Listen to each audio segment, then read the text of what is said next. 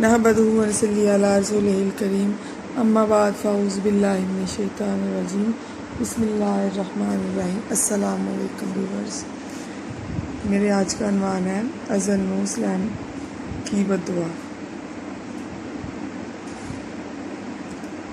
حضرت نوح علیہ السلام نے دن رات اپنی قوم کو اللہ کی طرف بلایا، لیکن ان کی قوم نے ضد اور ہٹ دھرمی کا مظاہرہ کیا۔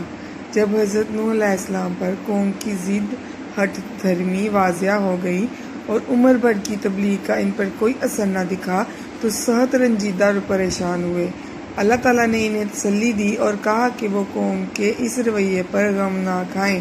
حضرت نوح علیہ السلام نے اللہ سے التجا کی، وَقَالَ نُوحٌ رَبَّ لَا تَذَرْ عَلَى الْأَرْضِ مِنَ الْكَافِرِينَ دَيَّارًا، اور نوح علیہ السلام نے کہا، اے میرے رب، کسی کافر کو روئے زمین پر بستہ نہ رہنے دینا۔ جو ہمارے چینل پر نئے ہیں پلیز سبسکرائب کرنا مت بھولیے۔